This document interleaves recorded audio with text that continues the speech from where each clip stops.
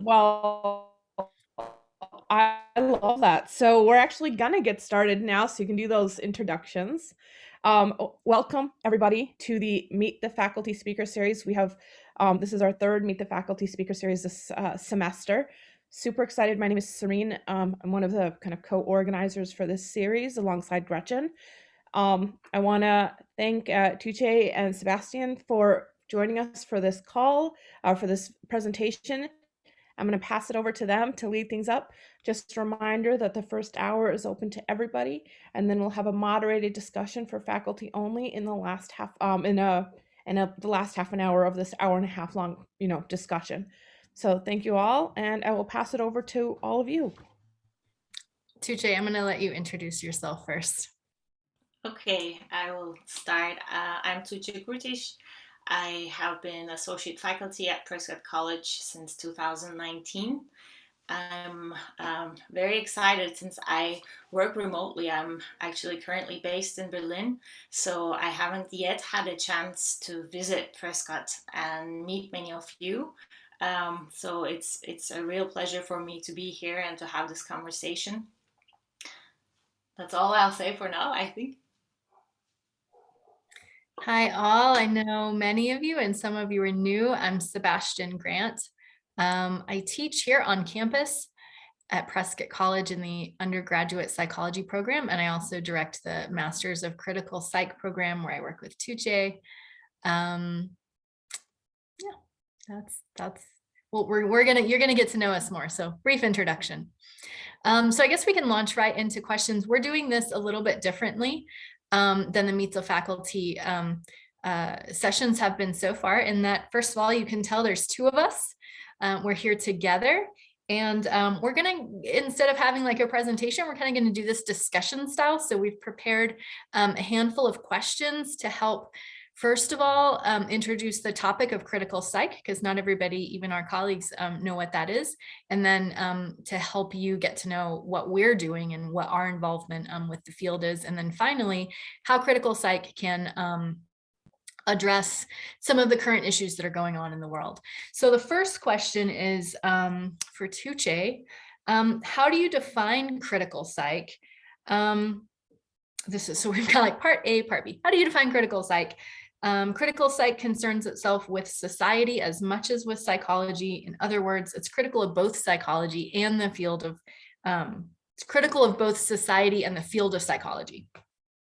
Can you explain critical psych's critique of society and psychology? Okay, so many questions in one. I know we did that. So maybe we won't answer all of them, but I will just give my own understanding, my evolving understanding of what I take to be a critical psychological approach.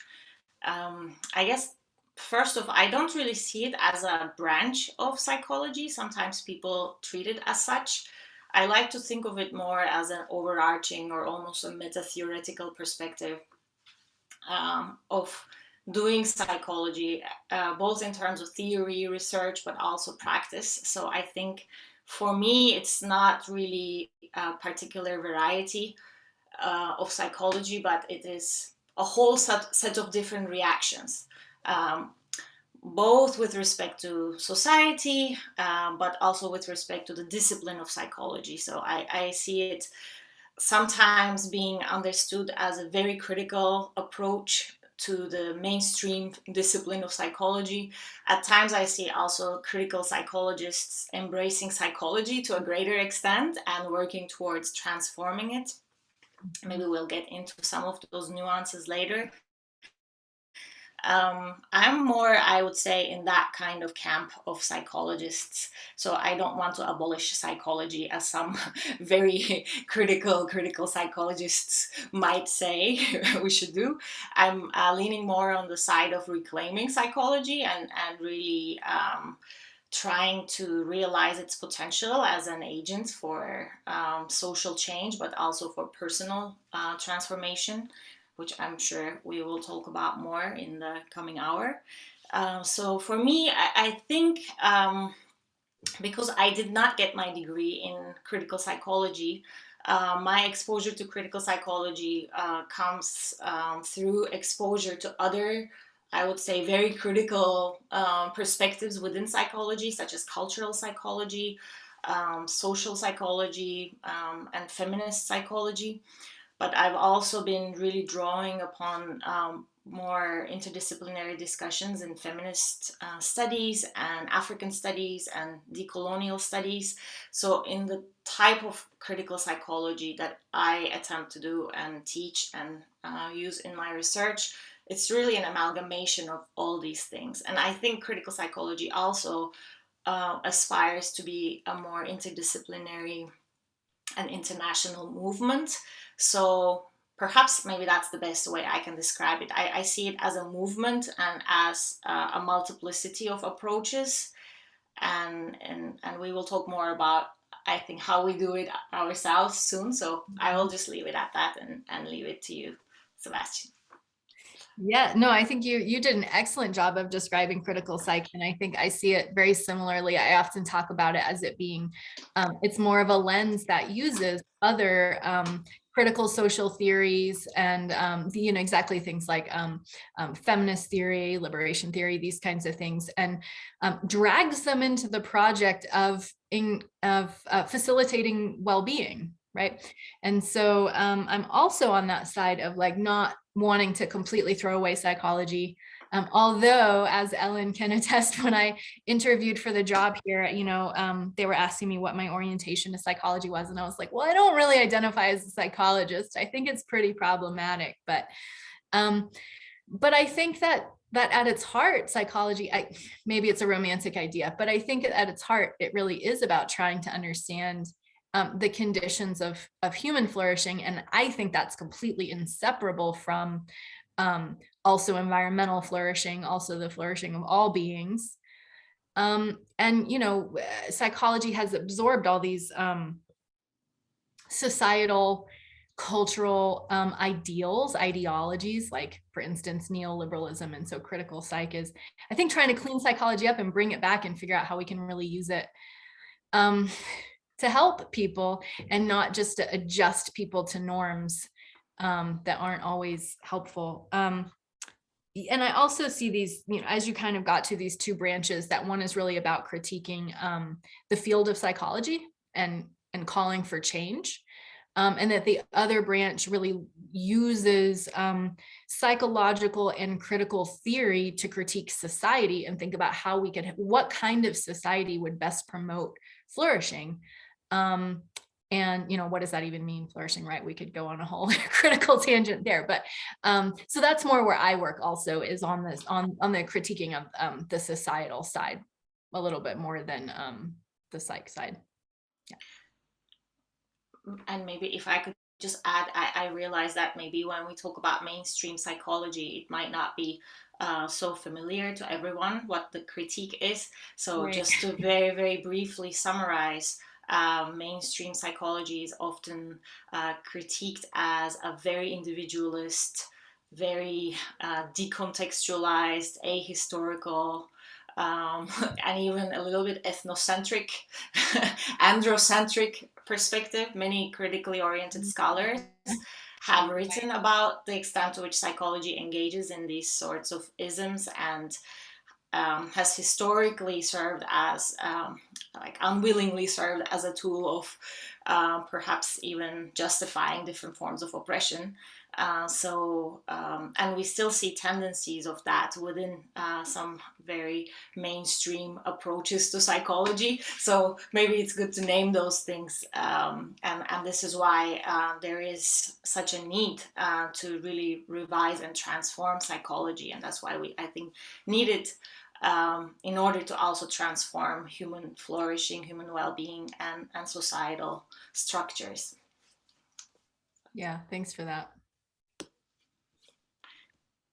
Shall we move on to our second question? Yeah. So this is where we get a little bit more personal, and we ask, I think, each other how we both got into critical psychology. So how did you get interested in critical psychology, Sebastian? Yeah, so I got interested in critical psychology long before I knew it was a thing. And I think that that's something that I've found with a lot of our students, particularly those coming into the master's program too, is they realize that they've been integrating these theories. They've been looking at psych from a critical perspective and they didn't know what it was. So I went to I did my undergrad in psychology at a pretty progressive school.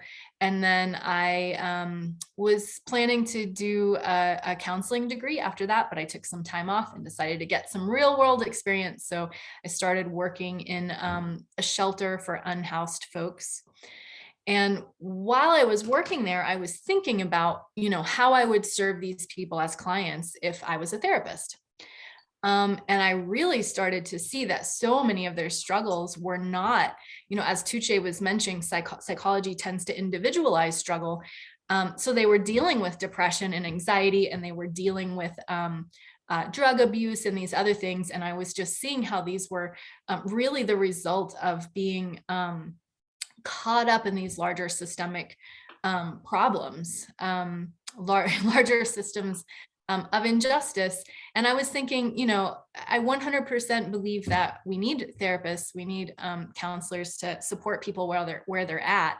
And I was thinking they're having a very sane reaction to their situation.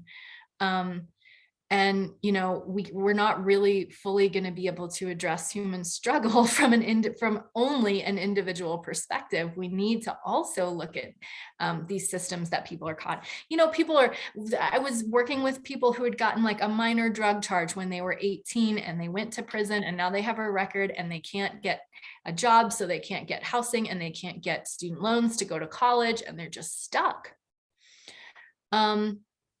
So that's where I was at. Then I did go to the University of West Georgia, where Tuğçe and I met to go to the counseling program. And that's where I learned about critical psychology formally, because they're doing some of that there. One of the first universities who's integrating that stuff. So I got more and more involved in thinking about the macro level stuff, and ended up kind of switching tracks and doing the PhD there. How about you, Tuğçe? That's amazing, actually, because I have a very similar story.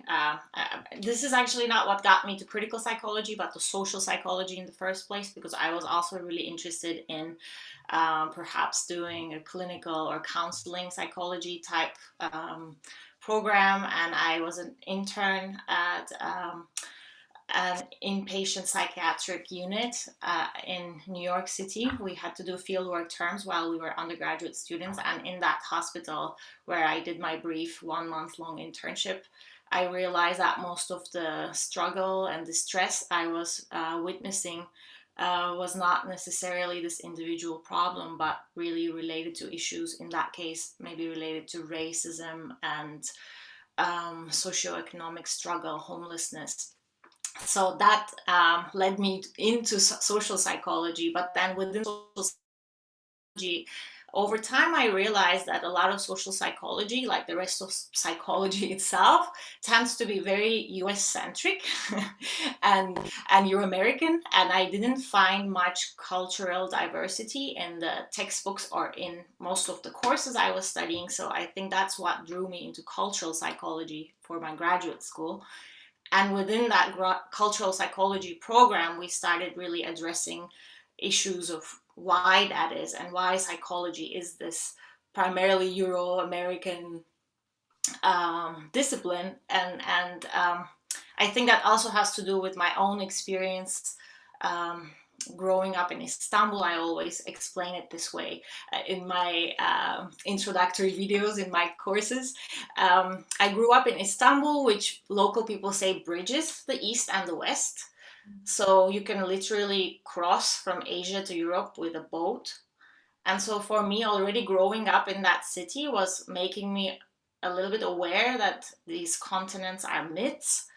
And then growing up then in between these borders, because I went to school in the US and then I was constantly moving back and forth, I was realizing a lot of these artificial differences, and also very real structural differences in human experience. And I think that critical lens was something that I personally experienced and started observing, and then started applying to the field of psychology and to the field of social psychology, and then eventually coming to critical psychology, because I didn't know at first that such a thing existed, and then I realized it had a name.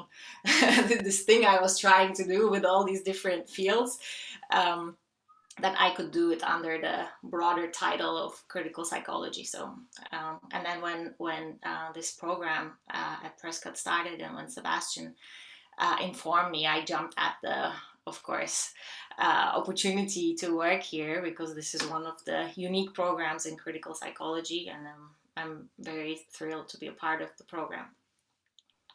We're thrilled to have you, truly. So this is great. This kind of bleeds straight into the next question, which is, what is your involvement with critical psych? What are your key areas of focus? What research or projects have you been up to lately? So very briefly, I can say that I work with these two themes of voice and silence as two broad metaphors to study subjectivity and relationality. And I have been looking at these phenomena at the interpersonal level, especially looking at dynamics of silence and gender in the context of interpersonal relationships, and really relying on more feminist work to understand silence and its links to well-being. But in another level, at the more collective macro level, I've been looking at processes of silence and silencing and forgetting of historical events. So I've been looking at the relationship between collective silences and national identity. That's what I wrote my dissertation on. So since that time, I've been working and doing research on both of those areas simultaneously. But I would say that these days, especially actually since I joined Prescott, I've been, of course, engaging more with the sustainability studies perspectives. So I had opportunities to collaborate with Crystal Perkins, who recently attended one of our research colloquium panels. So we are working, currently collaborating on research that tries to bridge sustainability perspectives with insights from the global south that are mostly maybe missing in that more mainstream discourse or the UN type discourse on sustainability. So we're trying to highlight and amplify the voices of scholar activists working within global south settings and bringing their perspectives. And I see that as a broader project of decolonizing knowledge production. And that's kind of the way I've been summing up the different types of work I do. I think a lot of it is really about looking at different types of knowledge, different ways of knowing, and re-theorizing the mainstream knowledge from the perspective of the marginalized majority of humanity. So that's been sort of the bigger project. And how about you, Sebastian? What are you up to these days? Well, it's great. It's interesting to hear how you're still working on things that are related to your dissertation. I'm like, is that true? My dissertation work was on my elevator speech, basically looking at the fear of death, the fear of mortality, and how this is implicated in societal tensions and intolerance. And that's a sort of a big topic that I'm not sure I have time to get into, but it basically has to do with us identifying with belief systems, identities, and things that we feel like will live on after us, giving us a little bit of kind of symbolic immortality. And then we see other belief systems or identities as threatening to ours. So I did this kind of a Buddhist reinterpretation and said that through compassion and interconnectivity, our selves can be reconstructed to be more interconnected and more, with everything. So there's no threat if there's nothing, fundamentally other. But, you know, so I was thinking like, how does that relate to what I'm doing now? And it does. I'm really interested in, right, lately I've been interested in compassion practices and mindfulness practices and how those can support sustainable care and activist work. So how we can continue to look at the hard things. You know, so many of our courses, even at critical psych, in critical psych, but also across our programs at Prescott College, often you know, our students are people who want to take an honest, hard look at what's going on in the world and make some differences. And our classes help them do that. And what ends up happening is we're like, look at how horrible everything is. Look at how hopeless everything seems. Look at how terrible humans are. Go and do something about it. And that can be really exhausting and heartbreaking. And so, you know, how do we do with that? How do we keep ourselves nourished and sustained? And, you know, one of the things that that I find is that it really is service, the service itself, and doing that work with compassion that involves, you know, not only being aware of the struggle and suffering of others, but also finding ways to do something about it. And it's that second piece that I think helps us not fall into sort of empathic despair. So I, you know, even with my classes and stuff, I'm always thinking about, you know, how can we help students see what comes next, see the next step, see what they can do, how they can contribute to something better. So that's one thing I'm working on is that compassion work. And then, you know, in another branch of work, a lot of the stuff I do really looks at capitalism and consumerism and how those things contribute to basically all of our problems. Individual struggle, interpersonal, societal struggle, environmental struggle. So, you know, right now I'm teaching a class on psychology of consumerism, and I'm also teaching a class on eco-psychology. And for me, these things are so intertwined when we're looking at the problems with climate change and climate injustice and our relationship with nature. They're inseparable from capitalism and consumerism. And as Crystal Perkins brought up in her great presentation for our colloquium, also with colonialism and, you know, that that attitude that really feeds into the capitalism and environmental degradation and social issues. So that's a bunch of nutshells I put that into, right? But that's some of the stuff that I'm up to these days. That's really wonderful, and actually that brings us very nicely to the next question, like how does critical psychology inform our pedagogy? And I feel when I hear you speaking now, but previously also when you shared your syllabi with me, that I really want to take your courses because those are some of the questions I also have, right? How do we write about these and think about these and research these topics of such collective struggle and still maintain hope and motivation to continue doing the work we do? So yeah, how do you do that? How do you integrate hope and compassion into your pedagogy? That was a great introduction, really, Tuğçe. Thank you, because one of the classes that I've been teaching, kind of a new class here at Prescott, is called Doing Good, Compassion, and Sustainable Caring. And so that's really what we're focusing on is, you know, how we can sustain ourselves in this work. And the way that that class is organized, I don't even want to say the way I teach that class, but the way that the class is structured is that it's really a co-inquiry. I don't have the answers. This is one of the classes that I teach where I know the least. I have the least answers.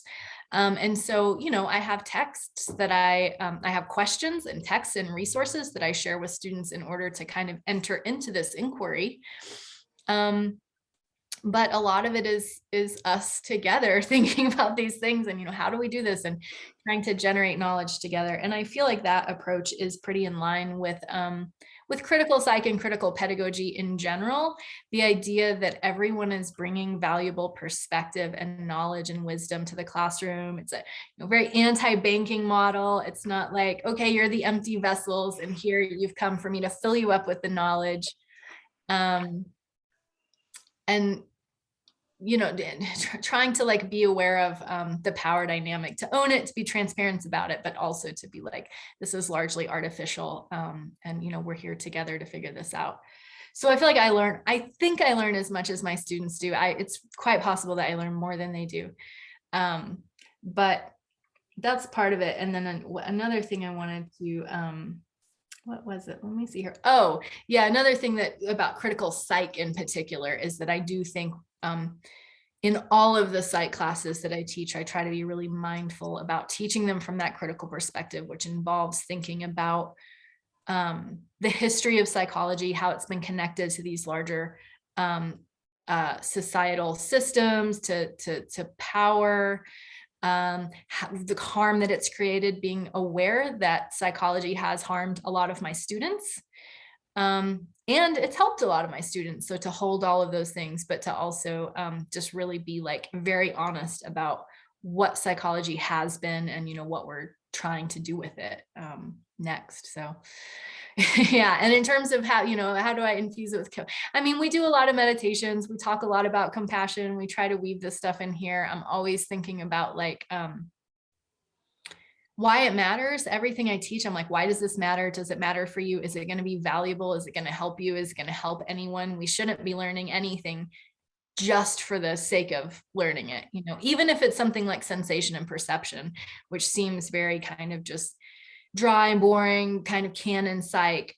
We can think about, how we create perspectival reality, how our the diversity of our senses between each other create different worlds. And then you can get into all kinds of philosophical stuff from there. So rambling answer.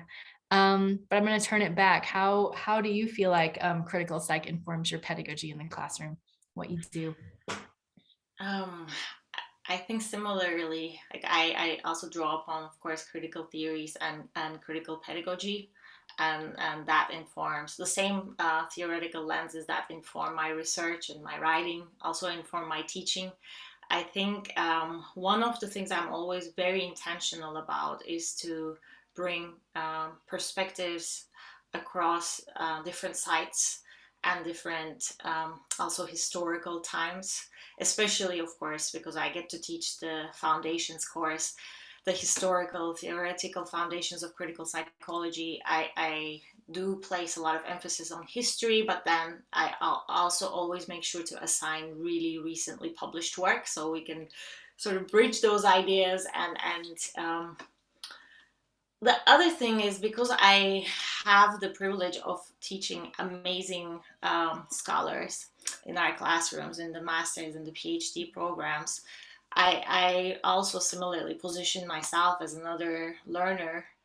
And I do think that I learn a lot from the different experiences and the expertise that the course participants bring. And I'm always humbled that I'm in the position of the instructor in these courses, because we have some of the participants who have much more experience than I do in the fields that they're specializing in. So it makes for a very interesting and engaging, I think, online discussion.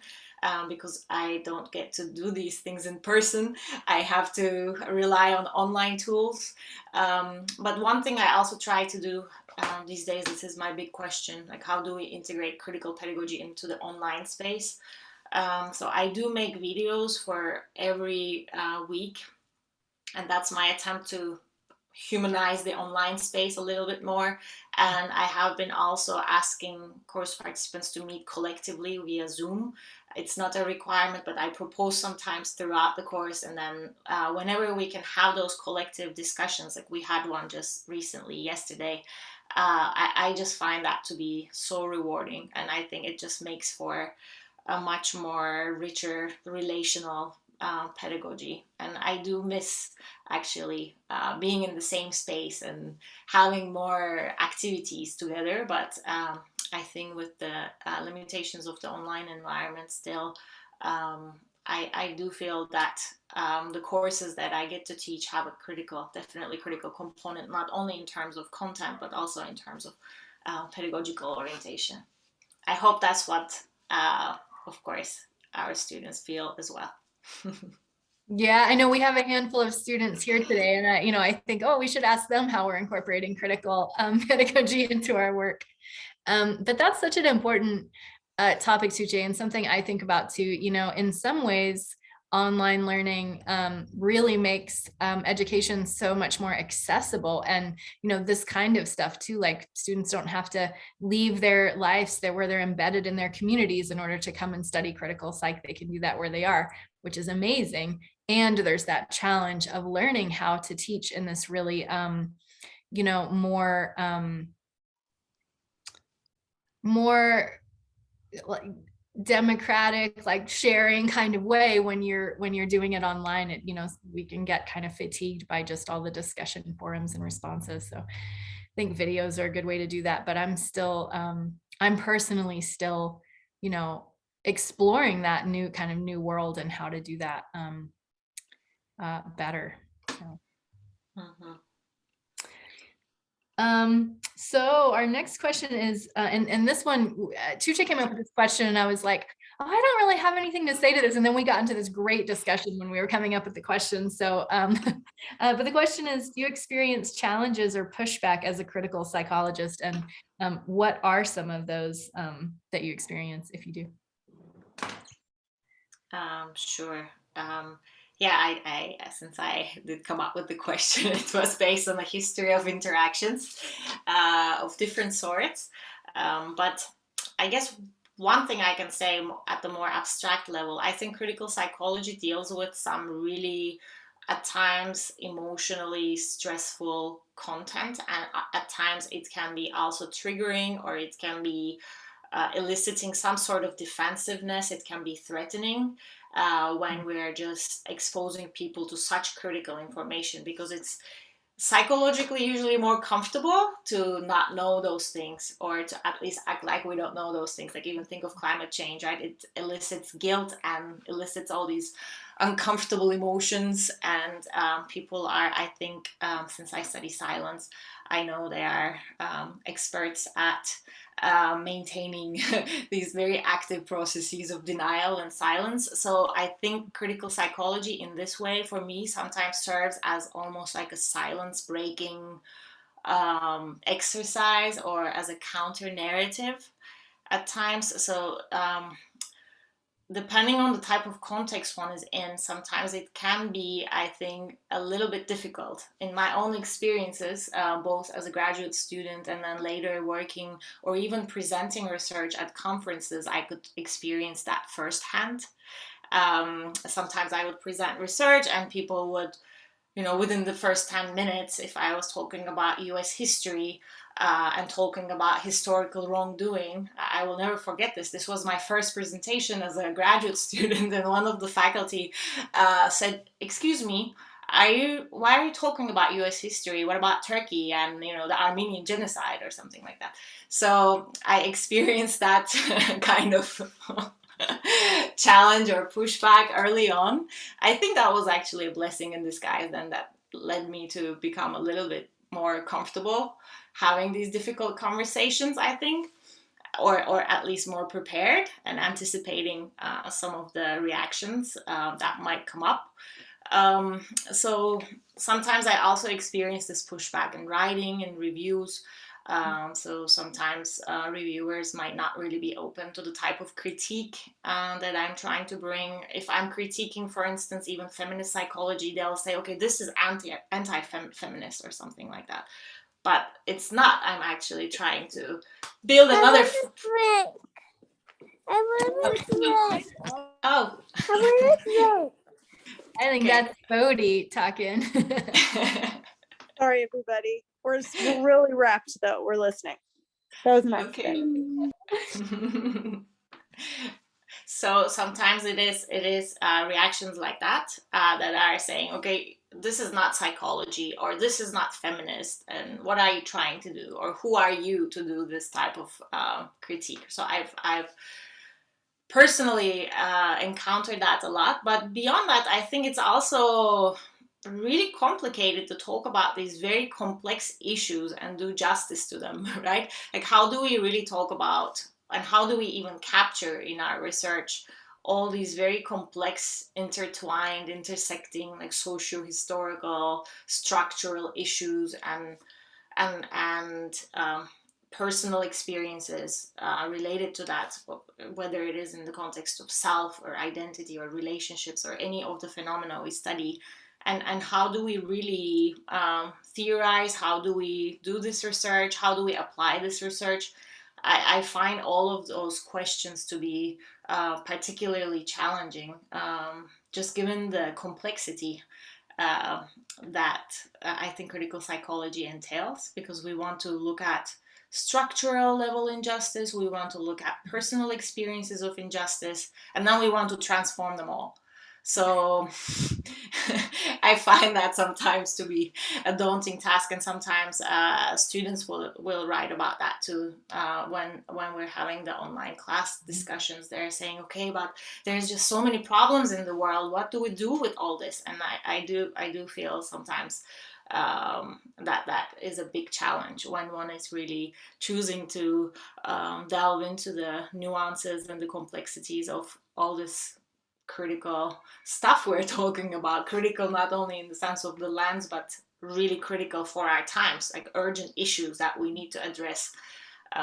So those are the challenges and a little bit of the pushback. But I will now turn to you.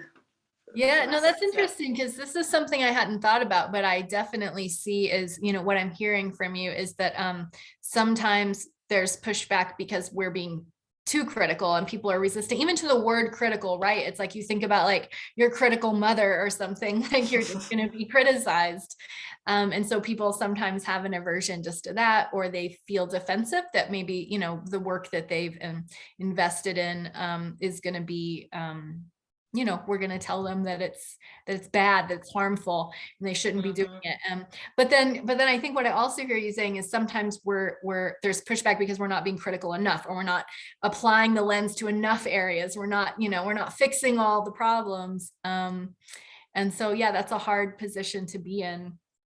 And there's that resistance, as you said, I think sometimes to the fear of having the veil removed and having to confront these challenges and the heartbreaking conditions that we're in, and as psychologists, our participation in some of those, and that can be scary, and it can come with guilt and shame that we don't want to deal with, confusion, all of that stuff. So I think there's some denial and some resistance because of that. I think that one of the areas where I have experienced pushbacks has come from people who work in the like clinical and counseling aspect of psychology, who I think often are afraid that, because critical psychology does critique, in particular, therapeutic approaches, I think, especially for being hyper individualistic, for locating the source of struggle in the individual rather than acknowledging these relationships with society, for sometimes being not critical enough of where the definitions of norm and health and pathology are coming from, and seeing how those are attached to the people who have the most privilege, to say that normal looks like me, and if you don't look like that, then you're having a problem, and we need to adjust you. We need to adjust you so that all of the people in power can feel comfortable. But I think that's I see that, and I think it's a misconception. I think that at least the way that I approach critical psychology is like with the trust that most of the people who are engaged in the work of psychology really do want to be helping people, that's where their heart's at. I try not to come in with like guns blazing and tell people what they're doing wrong. I want to make the assumption that people want to be working with other people, with clients, or whatever capacity they're working with other humans in the most responsible and responsive and compassionate and effective ways possible. And I think that while our current approach to clinical work and therapeutic support tends to be overly focused on the individual, that's also what our society is focused on. That's how our subjectivities are constructed, and that's where our suffering occurs. And so I think we also like have to acknowledge and really respect suffering at the individual level. And I'm so grateful that there are people who are willing to journey through people's and be there where they're with them where they're at. So I think, I think critical psychologists sometimes can be so like macro that it's sort of like, oh yeah, but your depression is the result of society. So like, just hang tight and we're going to fix society and then you'll be fine. And people are like, yeah, but today I'm suffering. Today I'm having trouble getting out of bed and making my kid breakfast. Like I need help today. So I think that we should all be working together, from the micro and from the macro. And as you said, there's all these different levels. And I think we need people working from all of those levels on these problems. So, yeah, I've said eventually I'd like to see critical psychology not be a thing anymore, just completely dissolve, because we're all using critical lenses in our approaches and trying to do psychology as responsibly as possible.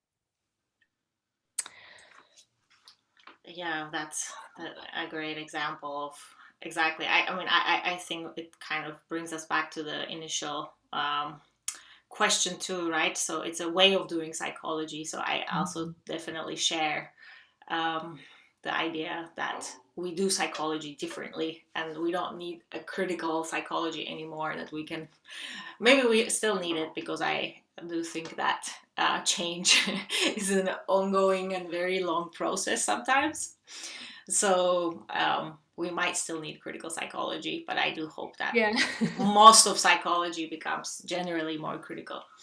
I don't think we're done yet, but I think we do need it. And another thing I was thinking is like, I think we live in like this era of like cancel culture and callouts and stuff too. And I think that and in academia, traditionally, I don't know if you've been to the Division 24 theoretical and philosophical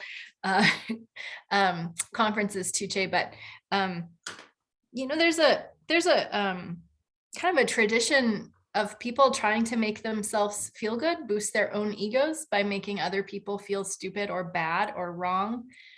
And unfortunately, I think that happens in a lot of critical circles too, because we learn things and we're like, oh, you didn't use the right terminology, or you're not aware that you're part of the problem and stuff like that. And so I think people sometimes I want to recognize, I think maybe people have been authentically hurt by that kind of approach. And I don't think that is like authentic to the project of critical psychology. So I think we have to be mindful about approaching each other with compassion and remembering that we're all part of the same project. Yeah, and maybe I can just add to that. What I have found really to be a very rewarding experience in our program is that I think our students come already with a lot of compassion and care into critical psychology. So then it just feels not like a threat to present this critical information. They are just thinking, okay, in light of this critical information, how can I do my caring work more carefully, right? So I feel that every time I offer one of these courses in the program, that there is already that simultaneous presence of care and critique, and really openness and cultivating both ways of being, which I definitely fully agree. We cannot just have critique without compassion, because we're also part of the problem, of course. I mean, we're also involved in the critique ourselves, and you don't want it to be turned back on you, right? You don't want that attitude. Yeah, for sure. Yes. Well, we are at our last question, which is a doozy. So we've tried to leave a little extra time for this one. Okay. And I think, oh yeah, it's you guys to ask the question. Okay, it's a long question, so but maybe I'll summarize the question a little bit too. So, Yeah. in light of all these points that we've brought up, maybe the question is, how can critical psychology help address some of the urgent questions of our times? And maybe we can also talk about emerging issues or some new directions um, for critical psychological theory, research, and practice. But I guess the bigger question is about critical psychology in the greater context of urgent issues that we are all facing. Yeah, and it's such a huge question. I've chosen to focus specifically on climate justice and climate change because I think a lot of the work that I'm doing is relevant to that. And I think it's a topic that a lot of our students are concerned with and that we're concerned with across disciplines. This impacts everybody. And so I do, I teach this eco-psychology class, but it's from a very critical perspective. And we're looking at things like, why is it not enough to have information and education around what's happening in the world? So we think, of course, education is a crucial part of change, but we have a lot of information about human caused climate change. I read an article recently that said that something like 80% of Americans believe in climate change and believe that it's human caused. And that number shocked me because there's so much kind of resistance and lack of action. So why is that? And I think that psychology in general has a big part to play in understanding what our psychological fears and resistances are. Recognizing that things like denial and despair and resistance are going to play a part in these, and how do we help support people as we confront issues of climate justice, but those are intrinsically linked to issues of social injustice also.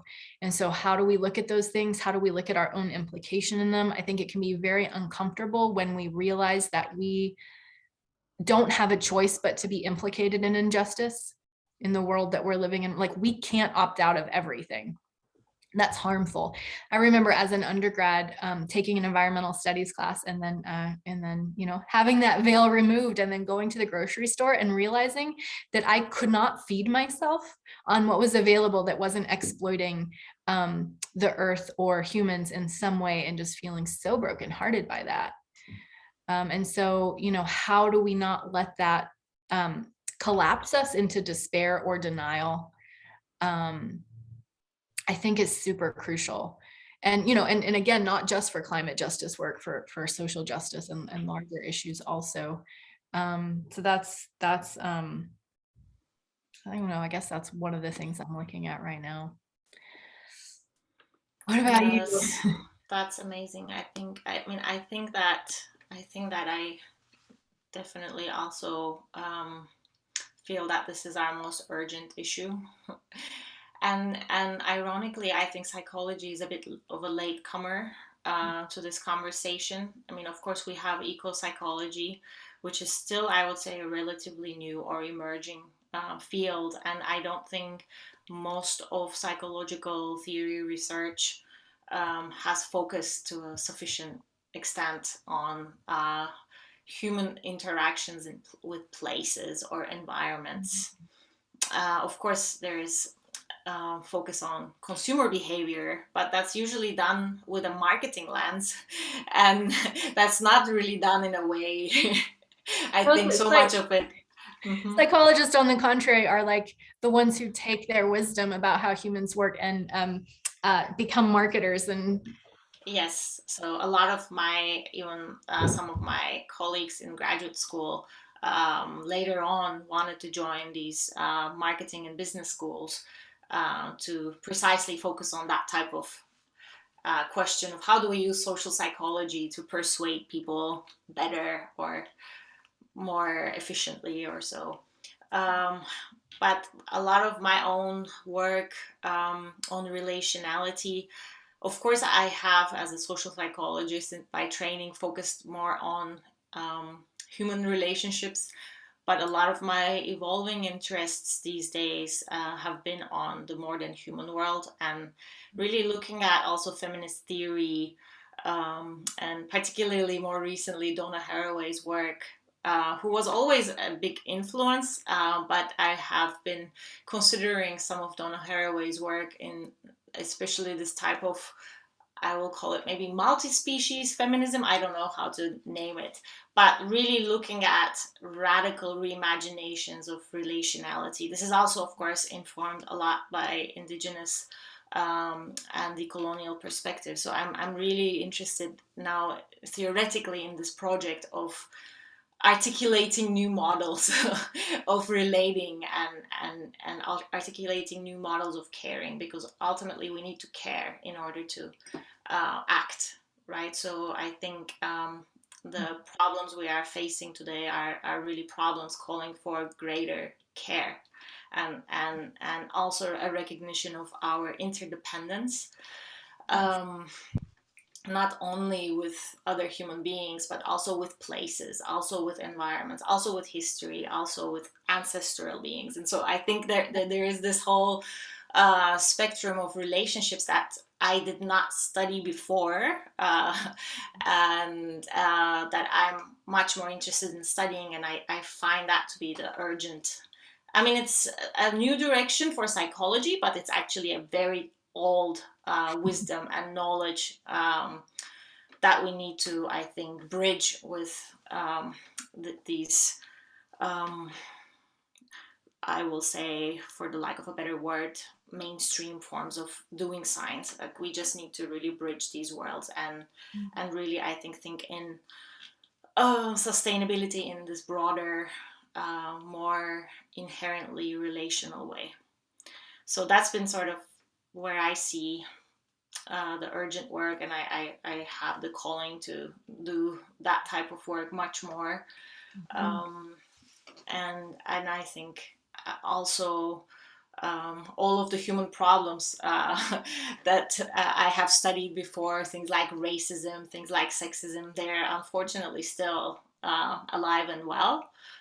So I think those need to continue. They need to continue being part of the conversation as well. And as you've said, I think, Sebastian, that we need to really think of ecological justice and social justice also as inherently related constructs. So we cannot separate social justice from environmental justice. And I think also, since my time of joining Prescott, I think those themes have become much more prominent, and thanks to the students that I'm also interacting with and learning from their work, I think my work is now also evolving in that way. And I think our program is also uniquely situated in both of those important, very timely conversations. And I hope that's where we can take critical psychology much more so in the future. That's kind of my short answer to that very big question. I know we could do an entire hour just on that, but yeah, I appreciate you bringing in some of the like ecofeminism stuff too. Even today in my eco psych class, we were talking about this, like the reason, you know, the devaluing of the feminine is connected to the devaluing of the environment, is connected to the devaluing of people of color and indigenous wisdom, and all of this, like all of these things are connected. And, you know, I think we have to address that. We have to address, and, you know, I think, I mean, also because I do this death work and stuff, I think about, you know, it's like we have this desire to control and dominate everything, and anything that is not really easily understood through a Western materialist scientific view is not so, you know, is scary, doesn't fit into that system well, and feels threatening. And so let's just get rid of it, and, or, you know, eradicate it or colonize it or whatever. And so, yeah, I think that these things are totally inseparable. We're trying to develop like a critical eco-psych class for the master's program, which is a little bit of a teaser for all of you. But Tuğçe, we've talked about trying to develop that class together, which I think would be basically that. It would be like, how do we use critical psych to address these issues? So yeah, I'm excited about that. Coming soon to a Prescott College near you. Yeah, that sounds fascinating. I mean, that's the type of reading and learning I want to keep doing. Yes, for sure. Well, we made it. We made it to the end of our questions in the time, which good job, both of us. Thank you all for being here. I'm sorry that we didn't, we weren't able to look at the chat. So I'm not sure if there was any burning questions in there, but. There's a few I grabbed that I saved. Keith and Pinar, and I'm sorry if I got your name wrong. You both had questions in the chat, and then for anybody else, feel free to add them, and I can call on you to share them, or I can read them off for you. Maybe since you already collected them, you can read them out for us. Right. I'll just do that. So the question from Keith is, can you provide some real-world examples of some common or particularly interesting areas of critical psychology? Do you want to answer that? Can you read it again? I'm like, and I'll put it in the chat as well. Can you provide some real-world examples of some common or particularly interesting areas of critical psych? And I know that you it sounds like you definitely touched on stuff from my no knowledge of critical psychology. Common or particular? Yeah, I mean, I don't know. I don't know what you would say to this, Tuğçe, but again, critical psych is a lens that's applied to other things. So I think it gets applied to everything that psychology takes up, and then some, things that sociology is looking at. But I don't know what do you have a sense, Tuğçe, of like, what are some of the most common things that critical psych does? I mean, I would say just as very quick summary terms that I would say it's really looking at different forms of oppression, different notions of liberation and well-being. And within that, things get, of course, I mean, you can apply that to any kind of topic. So I wouldn't necessarily say any topic, but I think these are the general themes. Critical psychology is really trying to serve broad human needs and interests and address issues of social justice. But as we've spoken about, it's also trying to address environmental justice. So one can, I think, apply it to any topic. Yeah, for sure. The other question from, and again, I'm sorry if I get your name wrong, Pinar, was, how does critical psychology center decolonization and therefore indigenous psychology, science, and cosmologies? And I will put that in the chat. Tuğçe, you have done a lot more specifically with decolonizing approaches in psych, so I would throw that one to you to start. Yes, and perhaps it makes me wonder if we can share resources as well, because there have been a lot of, I think, emerging discussions in psychology, especially, of course, critical psychology, on decolonial perspectives. And a lot of the work that I have also done myself with some of my colleagues focuses on many different ways of colonizing. Some of it is in the form of really re-theorizing, as I have been saying previously, re-theorizing some of this mainstream knowledge that we have, rethinking it from other often marginalized perspectives. Another way of doing decolonial psychology is really by highlighting and prioritizing and centering indigenous perspectives. And some other perspectives also do it in the form of what I might say accompaniment. So it's usually scholars, activists working within so-called global north. I don't like those terms, but global north settings, and really using the tools and resources they have to accompany people in, for instance, global south contexts, and really collaborating to co-construct different types of urgent knowledge that are also better maybe suited to different needs and different interests than what a more US-centered psychology might get at. So I would definitely be happy to share resources with anyone. Thank you for the question. Thank you for the response. So Jay put this in the chat as as a question that I'm informed. Jay, do you want to speak on your question about particularity? It was kind of a comment to the previous question that from what I understand of praxis informed by CST or criticality in general, is kind of averse to particularity. So looking for particular areas of study, it's kind of antithetical. These are like complex macro level lenses, views of complexity and everything being intertwined. So I don't know, it was the thought I was having. Sorry to put you on the spot. Are there any other questions, comments, anything that people, Pinar, thank you. Didn't even finish the thought. I appreciate you. Do you want to speak about your question? Yeah, sure.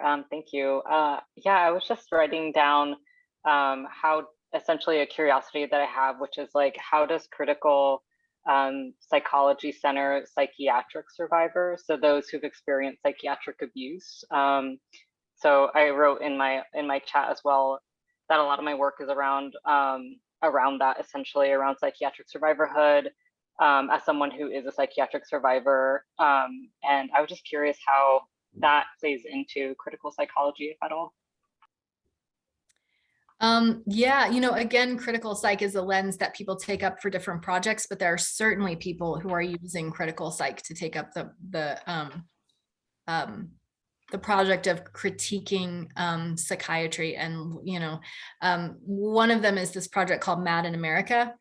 That's what they have, like a website and a podcast and all kinds of stuff going on. And they're kind of the Icarus Project. Yeah, these are kind of like anti-psychiatry or critical psychiatry projects that are, considered to be under the umbrella of critical psych, but are specifically taking up that stuff.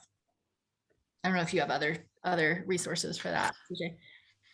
Yeah, I think you named the ones I was thinking of, but I think there is a strong link between some of the critical psychologists who are writing the handbooks of critical psychology, and they are also involved in anti-psychiatry movements. I mean, namely in this case, Ian Parker, for instance, that you might be familiar with, as well as Erica Berman. They're both very prominent critical psychologists who are also, I think, writing extensively about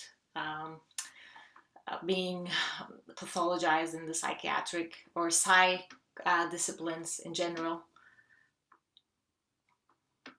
Yeah, definitely a big Mad in America is a really great resource, and they have a great podcast. They've interviewed lots of people. I was on it like a month ago, so check it out. It's a good one. I just want to say real quick, because I'm having a tiny fangirl moment, because Pinar, I recently discovered your website, and I'm just making the connection that this is your work when I was looking for resources for like queer theory connecting to ecopsych and like accessibility, and and so great work that you're doing too. So I just want to say, like, cool that you're here. Thank you. No, I'm really excited to be here, and just so grateful to hear about all the work that y'all are doing, especially this course critical ecopsych that you all are attending to. I'm like, oh my gosh, please, that is so necessary. So yeah, thank you both. Yeah, I'm probably not supposed to say too much about it yet, but we're tentatively aiming to do that in the summer of 23. Awesome. That's good to know. Yeah. Thank you. Kat, you've got your hand up. Hi, I didn't want to drop this in the chat because I hope I can say this in a way that doesn't sound dismissive, because it's the opposite of dismissive. So I very much identify as a psychologist. And when I was reading about critical psych in general and critical psych at Prescott, at first I was like, I don't do critical psych, this is this totally different field. But then by the time I was done reading, it was like, oh, this is just psychology done right.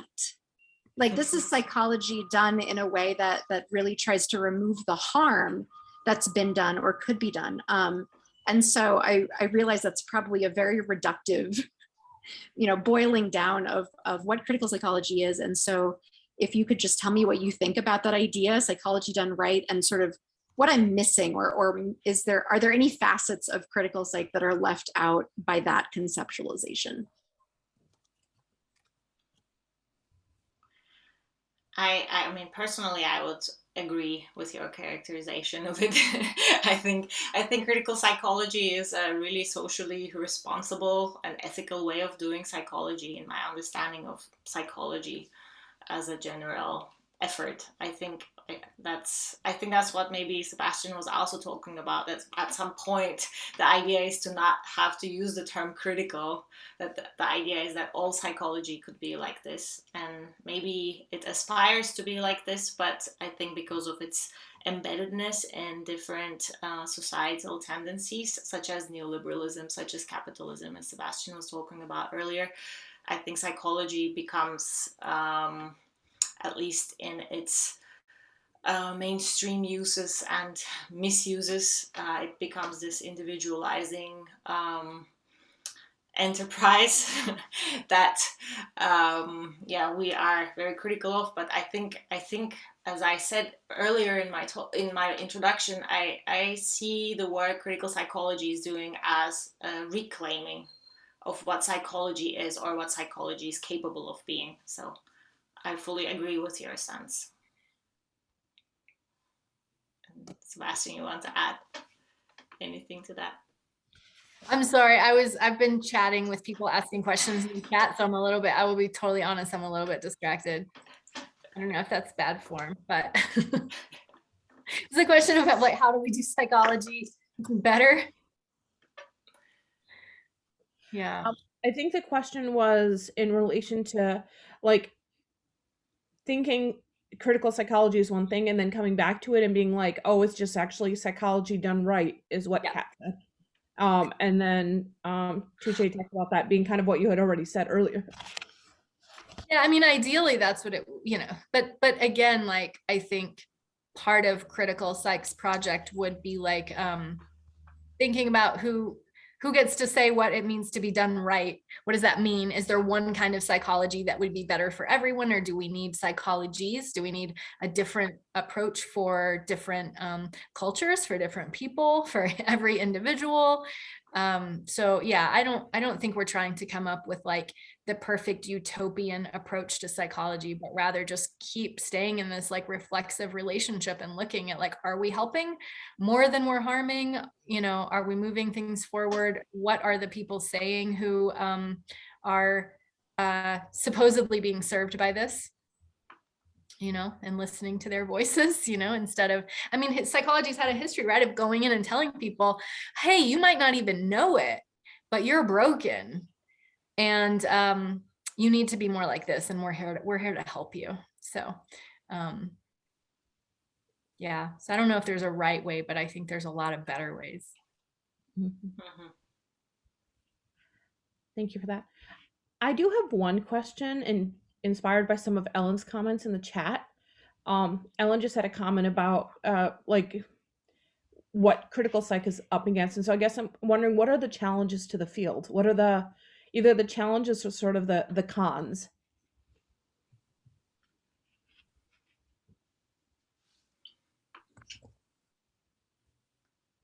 The challenges to the, I'm trying to go back and see Ellen's comments. The challenges to the field. Ellen didn't mention challenges, but she's talked about what critical psych is up against. And I guess when I mean challenges, so my field is social movement development, social movement theory. And one of the problems with social movement theory is often this idea of like, we're building power for the long term, but then people are suffering in the now, and how do we respond to both? And so I'm just wondering, in critical psych, what are some of the challenges you hear about the work of critical psychology?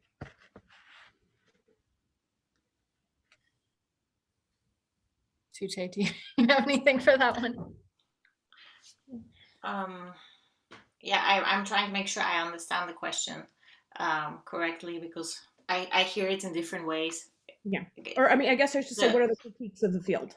the critiques, yeah. So I mean, I think one thing that is um, very pervasive within different types of psychologies is that psychology generally tends to be very ahistorical, and it describes it describes even notions of well-being without adequately putting them in historical, political, economic context. So along with ahistoricity, I think the other major challenge is it's decontextualized, sort of this view from nowhere type of positivist approach. A lot of mainstream psychology uses and relies upon positivist paradigms of doing research. Um, and the individualism, I think I would say, just to quickly summarize, the individualism of psychology is one of the huge issues that critical psychology brings up. To a great extent, that would be, I would say, due to the historical foundation of psychology within these more Eurocentric modes of knowing and being. It's based on this ontology, which then informs psychology's methodology and epistemology. So I think that one of the main tasks that critical psychology takes up is really advocating for different ways of knowing and understanding where knowledge comes and how it's situated in different contexts, both across histories, but also in personal histories, right? Where is this person situated in context, and how can we serve this person better? Not with these essentialist categories that mainstream psychology might give us, but more from the perspective of the person and in relationship with that person, rather than prescribing things to that person with some kind of abstract knowledge that we think to be the standard, kind of golden standard of, you know, what a normal, healthy human should be and should strive for. That's just my very quick summary, but maybe Sebastian, you can say it more eloquently than me. No, I think that was great. I mean, I think relatedly, yeah, I think for me, one of the challenges is that I think that psychology, lately I've been realizing that I have assumptions about things that aren't necessarily true. For instance, that society exists to support the well-being of the people that live within it is not what everybody thinks society is for, right? And so I think that mainstream psychology has focused on how to make people normal and happy. Normal and happy. How can you be normal and happy? Assuming that you need to be normal in order to be happy. And so, you know, critical psychology critiques that, not only the normal part, but the happy part. And some of that comes through like positive psych, you know, we kind of do. Ellen, I just want to say, I have a student in my eco psych class who took positive psych with you and was saying it was so wonderfully critical, but also really hopeful and really well done. So good job. But, you know, there's this like, is the goal to be happy all the time? To never feel any struggle or suffering. And that's a very American idea, I think. And I think, you know, if we're not trying to make people normal and happy, what are we doing? For me, that's a challenge of critical psych. It's like, what exactly are we doing? What's the project? What are we aiming for? I think that critical psych is very much involved in the project of social justice, as I've said, and environmental justice, with this understanding of interconnectivity and interdependence, and that we're really going for well-being, and that nobody can have well-being while others don't, because we are totally interconnected. So it's a different project, but again, that's harder to define. You know, how do we define well-being? Whose well-being are we talking about? So sort of knowing exactly what our aim is, what our goal is, I think is can sometimes be a challenge.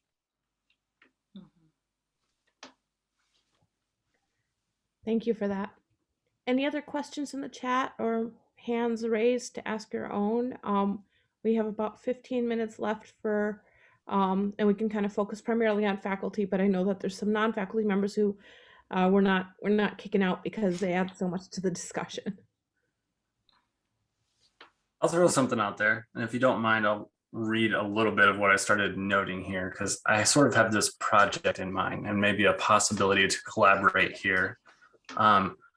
So I was writing, from much of what you've said here, it seems that you would agree that the critical appellation to any field would or should represent a fundamental difference from or a critique of dominant onto-epistemological perspectives. But I still am wondering how that pans out. Like, does the really sane reaction to the world that Seb observed in the field, for example, indicate that critical psychologists would reject conventional diagnoses of mental illness or signs and symptoms thereof as they might be found in the DSM-5? Or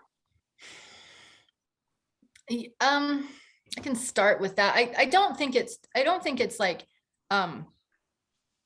dogmatically anti anything that exists. I think it's really about just looking at things and like looking at those assumptions and thinking about whether or not they're helpful, where they're coming from, and just having a lot of mindfulness around that stuff. So within critical psych approaches to for instance psychological disorders, as they tend to be called, or psychological challenges or whatever. There's different opinions about it. Some people say we shouldn't call anything a disorder. Everybody is just manifesting their inner butterfly, and this is what it looks like, and we shouldn't pathologize anything, that we're creating harm by doing that, and that the harm is coming from having rigid understandings of norms and what's acceptable. And so we need to be working on the societal end to make more room for diverse ways of being in the world. But on the other side, some people are also more moderate or more embracing of diagnoses, maybe with the understanding that these are socially constructed. They change all the time. What's in the DSM changes all the time. So it's not like they're like actual real things that exist in the world, but that sometimes having a label and having a treatment approach can be helpful for people, can even be compassionate, can be validating if people are saying, I'm struggling, I'm suffering, this is my experience. Don't tell me that I'm okay the way I am. I don't feel okay. That we also need to honor that and, think about the way that it's embedded in this larger social system, but also have sort of a framework and an approach for helping people where they're at and really respecting that struggle. Does that get at your question? yeah, so I'll tell you where I was going with that. I've sort of dreamt up this possibility that I like, an argument that I think I can present, that arguing that modernism, or positivist culture as Giroux calls it, is like inherently traumatizing, in much the same way that it is like colonizing, sort of drawing those parallels. But I am not versed in what trauma might mean, really. So I just gave my students in the eco-psych class an article today on like arguing that that a lot of our struggles come from this fundamental trauma of being disconnected from nature, which came from technological developments and all of this. So there's definitely some of that in there. But yeah, I don't know. Trauma is it has a clinical definition, and then we apply it to these other things, when we talk about like collective trauma and stuff like that. I don't know, Tuğçe, you say some things. Yeah, it's I think it's very complex. So with even the DSM or these more clinical psychological ways of talking about the stress, that pretty much relies on I will say, biomedical model.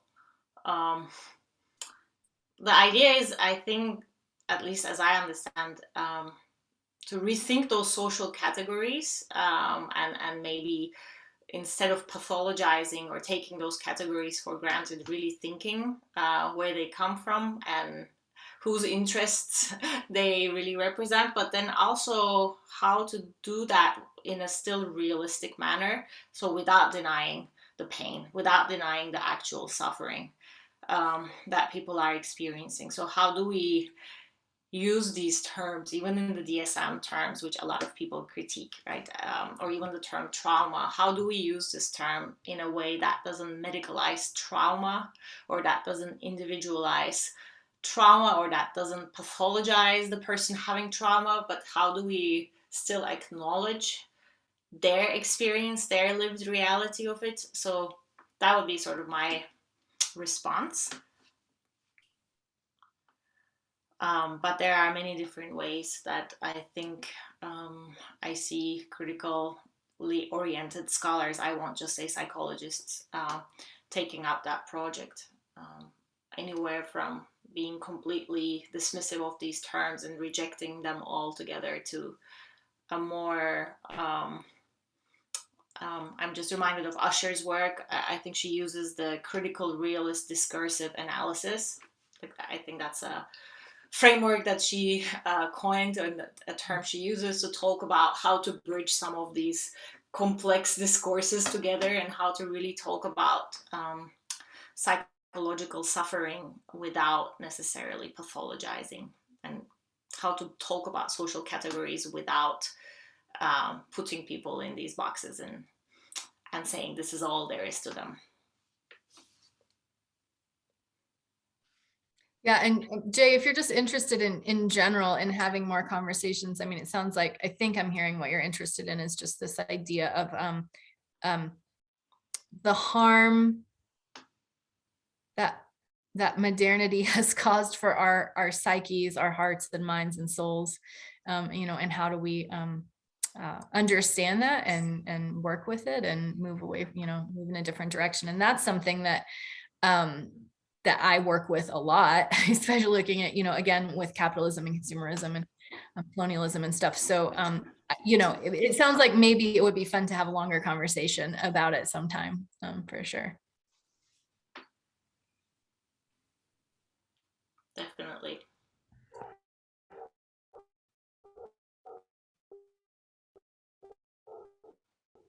I'm also repeating that, like, Thank you both. Thank you all for that. We have about 6 minutes left. Are there any other questions? Kat, I saw your hand go up. Sorry, no, I was just like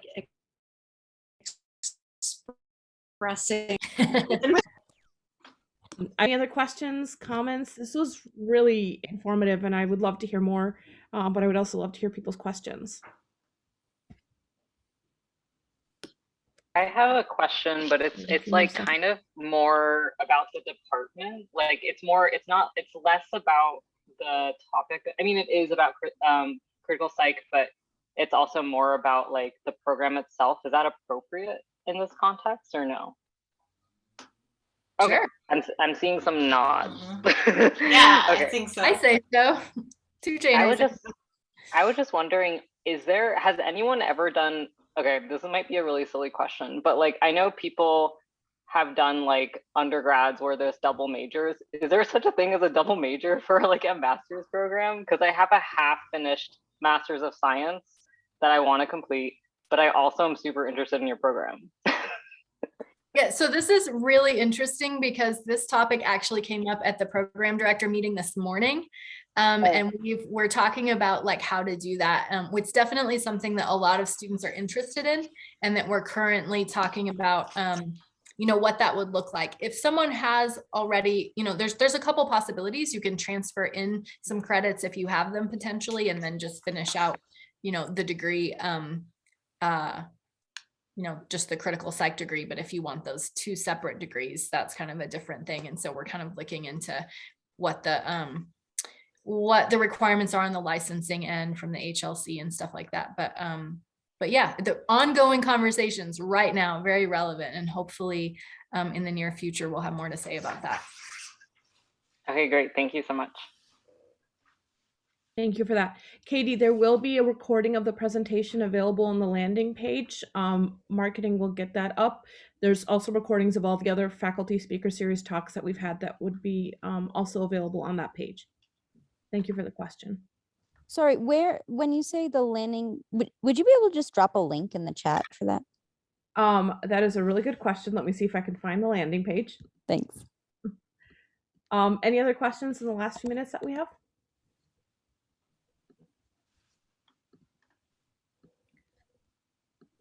Well, I have a question. I'm so sorry. I was in a meeting and just missed this presentation, and I'm really sad about it. So that's why I was asking about the recording. Oh, I'm also in the library. But I guess this is kind of unfortunate, I guess not related necessarily so much to the presentation since I wasn't here. But I wanted to ask about just kind of, is it Tuğçe? Is that how you pronounce your name? Tuğçe. I'm sorry, Tuğçe. Mhm. Kind of how you two have collaborated on research. I don't know if that Tuğçe and Sebastian, I'm not sure if you spoke about that in this, but how do you collaborate in research? Like, how do two people do that, and how have you two done that? It's a question. That's a question Tuğçe should answer, because honestly, collaboration with research is something that I'm still working on. I have collaborated on some writing projects, and I do conferences with people and stuff like that. But I think Tuğçe is a much more collaborative academic than I am. I'm still learning.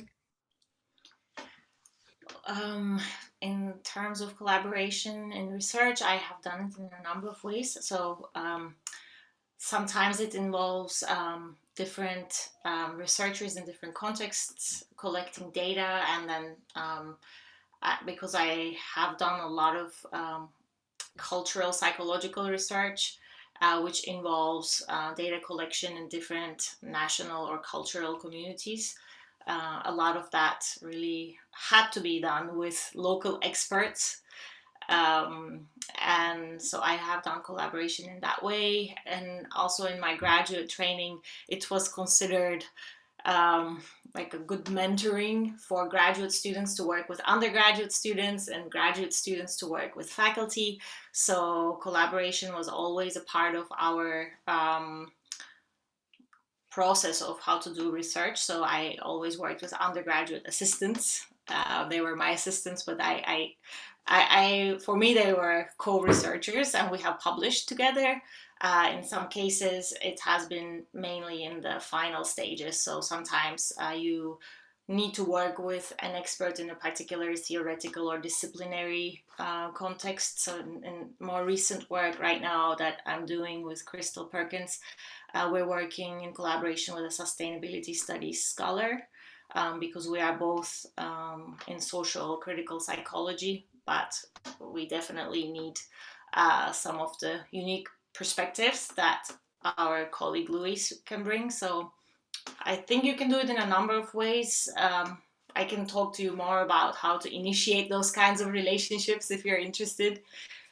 In my case, I was fortunate that my training somehow already supplied those kinds of networks, and I was part of a research group that I'm still in communication with.